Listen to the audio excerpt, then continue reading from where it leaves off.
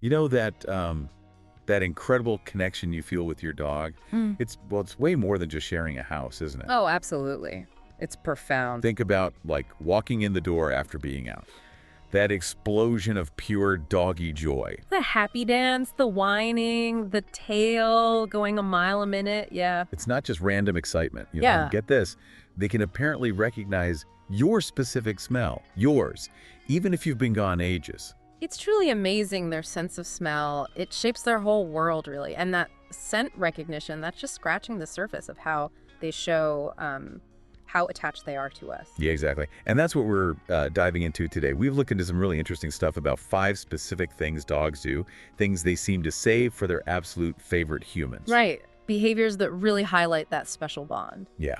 So the mission today is kind of exploring these actions, figuring out the why, and maybe you'll even recognize some of this in your own dog. Sounds great. Where should we start?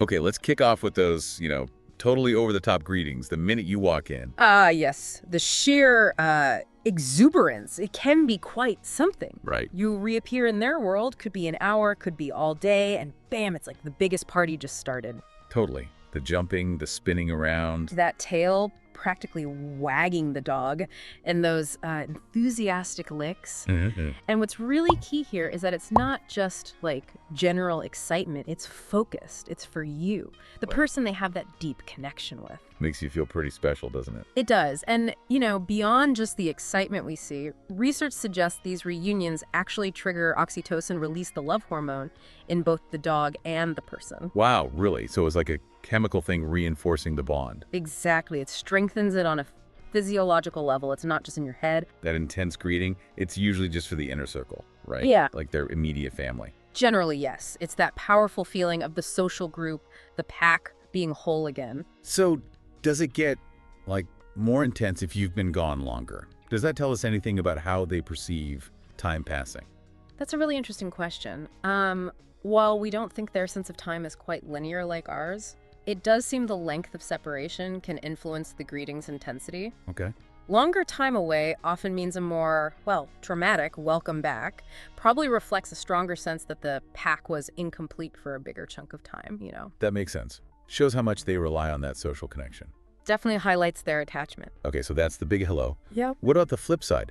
The quieter moments, like when you leave and they just watch you go or wait. Ah, yes. The little sentinel at the window or the door. Yeah. After you leave, instead of, say, immediately finding a toy or napping, lots of dogs will settle down somewhere they can see where you might come back. It's more than just watching cars go by then. Oh, for sure. This kind of patient waiting, it's not passive. It suggests they have a strong mental map of your routine and they're actively anticipating your return. It's like they keep a little part of their brain focused on you even when you're gone. And they really do learn our schedules, don't they? It's uncanny.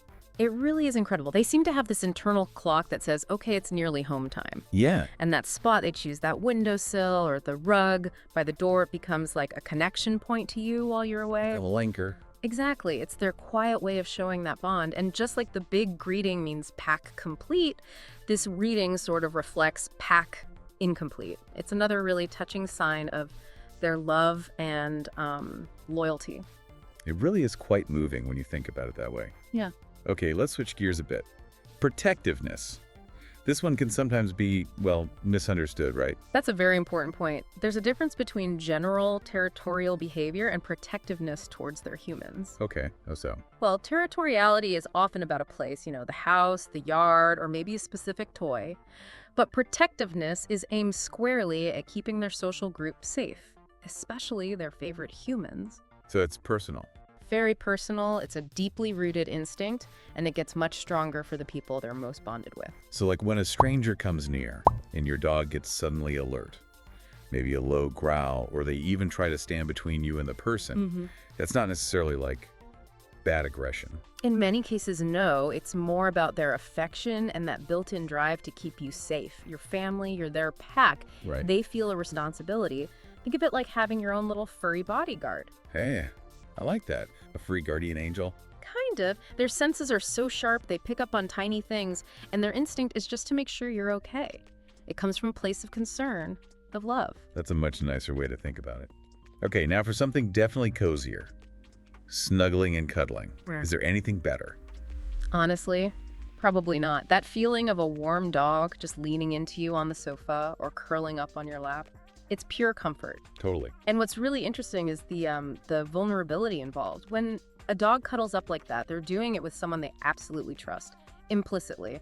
That makes so much sense. It's like you're both letting your guard down, a mutual safe space. Precisely. It's not just about physical warmth, though that's part of it. They're seeking your presence, your energy, that feeling of reassurance. It's how they show where they feel safe, where they belong. That physical closeness just cements the bond, doesn't it? It really, really does. Okay, last one on our list for today. The infamous dog lick. Sometimes sweet, sometimes a bit much. What's really going on there? The licking. It's actually a really significant behavior in dog communication. More than just tasting salty skin. Way more. I mean, sometimes maybe they taste something interesting, sure. Yeah. But usually, it's a powerful signal of affection, love, even respect or deference. Think of it as like a dog kiss. A very thorough, often quite vamp dog kiss. Yeah. You mentioned it connects back to when they were puppies. Exactly right. Little puppies lick their mother's face to get her to regurgitate food, and also it's a sign of submission. You know, you're the boss, feed me. Yeah. And that behavior often carries right into adulthood. It becomes a way to strengthen social ties. So when your dog licks you, they're basically saying, I love you, I'm glad you're here, and acknowledging you're important. And it's not something they just do to anybody off the street. Definitely not. It's reserved. It's a sign of that special affection. So these 5 things, the crazy greetings, the patient waiting, being protective, the snuggles, the licking, they're all pretty special signals, aren't they? Signs of deep love and loyalty just for their favorite people. They really are. It makes you appreciate that connection even more. It really does. And, hearing about all this, understanding it a bit better, it might make people think about, well, how can I understand my dog even more? How can we communicate better? That's a great thought. And if people are looking to build an even stronger bond, maybe work on a few behavioral things, there's actually a really cool resource. Oh, yeah. Yeah, we definitely recommend checking out Adrian Faircelli's Brain Training for Dogs program. Have you heard of it? I have, yeah. It uses games, right? Exactly. It's this really innovative approach using engaging interactive games and activities. It's designed to boost your dog's brain power, their cognitive skills. Which sounds fun anyway. Totally. But it also helps improve their behavior, and it does it in a really positive, rewarding way. No harsh methods or anything like that. And that kind of activity, playing those games together, that must really strengthen the bond we've been talking about, right? Absolutely. You're building trust, you're learning to communicate better both ways, and you're just creating more of those really special moments together. That sounds fantastic. So if folks are interested, where can they find out more? Yeah, it's easy. We'll make sure there's a direct link to Adrian Faircelli's Brain Training for Dogs program right there in the video description. Okay, great. Video description. And also in the first pinned comment you see below, so easy to find. Perfect. So video description and top comment. Definitely worth checking out if you want to deepen that connection with your dog. It really is a valuable tool. Great for continuing to learn about your dog and just nurturing that unique relationship. Brilliant. So wrapping this up then, it's pretty clear our dogs have some, well, truly remarkable ways of showing their love, their loyalty to their favorite humans. Absolutely undeniable. And thinking about all these signs we talked about today, it makes you wonder, doesn't it? What unique, maybe even quirky ways does your own dog show you how much they care? That's a great question for everyone listening to ponder. Yeah, take a moment later and just observe. You might notice some subtle things you hadn't quite registered before. Anyway, thanks for taking this deep dive with us today. Thanks for listening. Thanks for being here. Of course. See you next time. See ya. Bye.